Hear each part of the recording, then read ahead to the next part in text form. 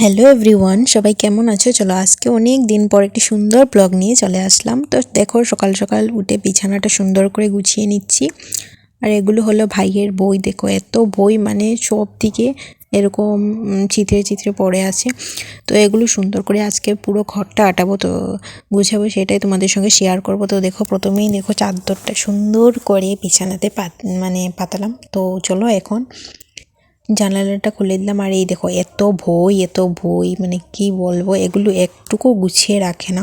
তো আজকে ভাবলাম যে চলো এগুলো একটু গুছাবো আর সুন্দর করে ঘরটাও গুছাবো, সেটা তোমাদের সঙ্গে শেয়ার করব। তো দেখো এগুলো গুছিয়ে নিচ্ছি সুন্দর করে। এখানে খাতার জায়গায় খাতা রাখছি, বইয়ের জায়গায় বই, মানে সুন্দর করে গুছিয়ে একটা সাইড করে করে রাখছি। তো ঘরটর গুছাতে ভীষণই ভালো লাগে, কিন্তু একদমই সময় পাই না বন্ধুরা ঘর গুছানোর। তো আজকে ভাবলাম যে একটু সময় পেলাম, সেই জন্য এগুলো গুছিয়ে নিচ্ছি। আর এই দেখো শোকেজের উপরটাও গুছিয়ে নিচ্ছি। এই দেখো এগুলো সব এলোমেলো হয়ে আছে, তো এগুলো সুন্দর করে গুছিয়ে নিলাম। তারপর তো চলো এখন সোফাটা গুছিয়ে নেব। তো সোফার কিন্তু সুন্দর একটা কভার আছে, তো এগুলো ধুয়ে দেওয়া হয়েছে, সেই জন্য এই চাদরটাই পেতে নিচ্ছি, মানে আপাতত। তো দেখো সুন্দর করে এটাও পেতে নিলাম। আর এখানে ব্যাগটা ছিল আরও অনেক কিছু, তো এগুলো সরিয়ে নিলাম। তো দেখো চাদরটা এখানে ভাই আবার বসেছে, বসে চাদরটাও ছেড়ে নিয়েছে। মানে কি বলবো, আমি একদিকে গুছাই আর ও একদিকে ছানে। মানে এই জিনিসটা আমার ভীষণ রাগ ওঠে। তারপর দেখো আলনাটা কিন্তু ভীষণ সুন্দরভাবে গুছানো আছে, আর একটু এলোমেলো ছিল, সেগুলো গুছিয়ে নিলাম। তো চলো এই গ্লাসটা এখন পরিষ্কার করব, গোদরেজের গ্লাসটা। তো এটাও এরকম সাদা সাদা কীরকম একটা হয়ে গেছে, স্পট পড়ে গেছে, তো ওটাও পরিষ্কার করে নিলাম গ্লাসের যেটা ক্লিন করার ওটা দিয়ে।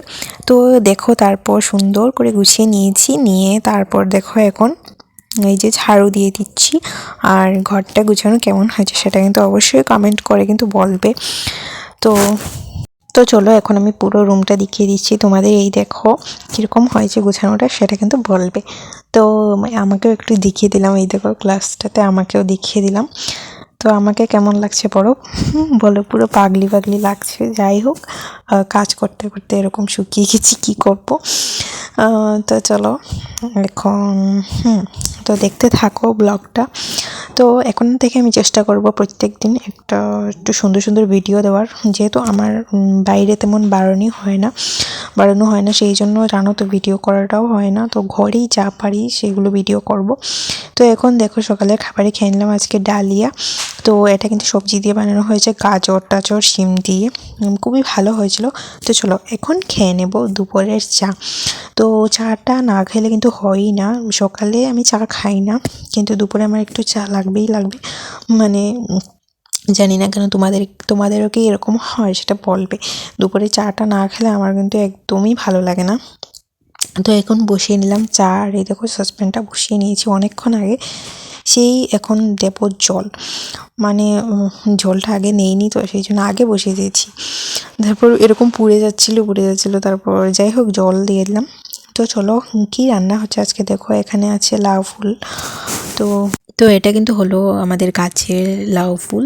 তো আমাদের গাছে কিন্তু সব কিছুই আছে, এখানে লাউ ফুল আছে, তারপর শাকও, এগুলো হলো লাই পাতা। দেখো লাই পাতা তুলে এনে শাক কাটা হয়েছে শাকের মতো, তো এটাও হবে।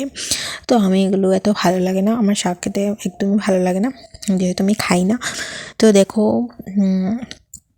তারপর আমি গ্লাস নিয়ে নিলাম, নিয়ে চিনি টিনি দিয়ে একদম মানে ভালো করে চা একটু কড়া করে না খেলে তো হয়ই না।